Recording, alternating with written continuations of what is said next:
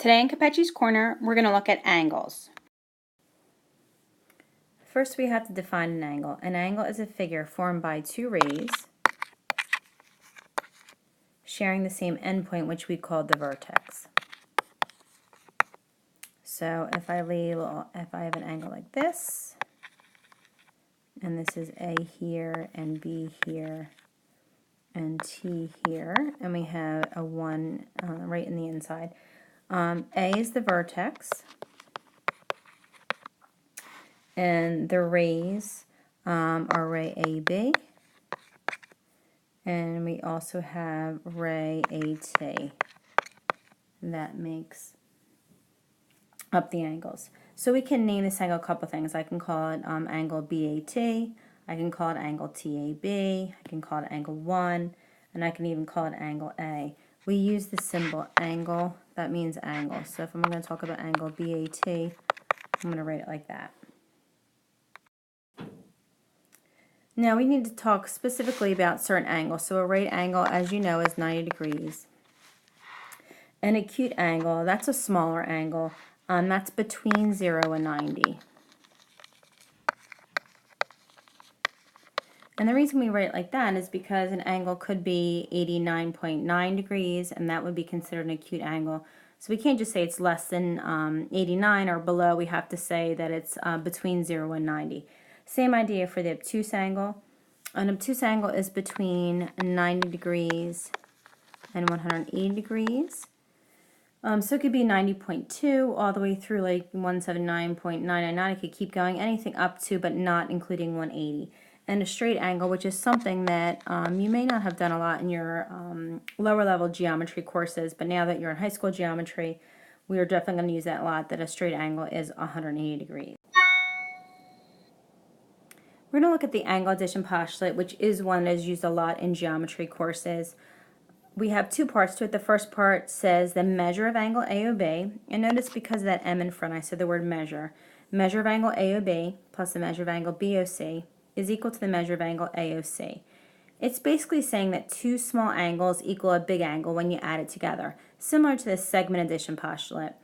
So we need to be careful when we're naming the angles. If I just want to talk about angle BOC in general, I would write angle BOC just like that, no measure sign in front.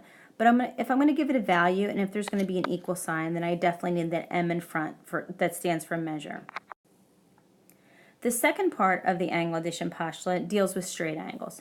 So if I have the given angle, and I say that the measure of angle AOB plus the measure of angle BOC, that's going to need a straight angle, so that's going to be 180 degrees.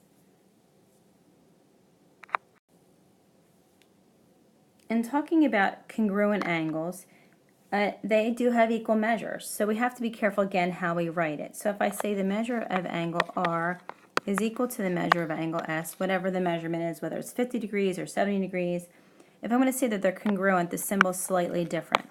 So there's a congruency symbol, which we've seen before.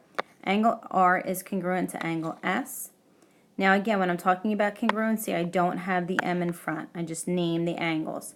Remember, anytime there's an equal sign, that is when I have the M in front of the angle symbol. We're going to look at adjacent angles. So what adjacent angles are is they are two angles in a plane that have a common vertex, a common side, but no common interior points. So let's investigate that a little bit more. So I can say that angle BAD and angle DAT are adjacent angles. They do have a common vertex, which is point A. They do have a common side, which is ray AD, but they do not have common interior points. And what that means is, if I'm talking about angle BAD, all these little points inside that I'm putting in these little black dots in, they're interior points. Interior means inside. I always like to say interior designers decorate the inside of people's homes. So all those black points are inside angle BAD. If I'm looking at angle DAT and I use all these blue points, again, they're interior points, they're inside the angles. But neither of these points for either angle are overlapping. So again, adjacent angles are a common vertex, a common side, but no common interior points. If I'm looking at the next examples that are not adjacent angles, for instance, let's look at the one here in blue. Angle 3 and angle 4 are not adjacent angles. They do have a common vertex, but they don't share a common side. So right then and there we can say that they're not adjacent. And looking at the next set of angles, these black angles, they are not adjacent because although they do have a common side, they are kind of sharing this little piece right here. They do not have a common vertex. The vertex for angle 3 is right here, and the vertex for angle 4 is right there, so they do not have a common vertex. In the last example, this red set of angles right here, I have angle 3, which is just this little piece right here, and then angle 4 is this bigger, kind of bigger arch, the bigger angle. Now they do have a common vertex, which is right here. They also share a side, which is right here. However, the part of the definition that talks about no common interior points. So if I look at the points that are inside angle 3, they are also part of the inside points on angle 4. So that means they have common interior points, which is not allowed in adjacent angles. So therefore, that's another example of angles that are not adjacent. The last thing we're going to look at today is the bisector of an angle. The bisector of an angle, now remember, the sides of an angle are made up of rays. The bisector of an angle is also a ray, and that's one thing that students also forget about. So the bisector of an angle is a ray that divides the angle into two congruent adjacent angles. So if AC is my bisector, so in this case AC again is a ray, I start the vertex, that's first, and then I list the letter C next. If it bisects angle BAD, then I can say angle 1 is congruent to angle 2.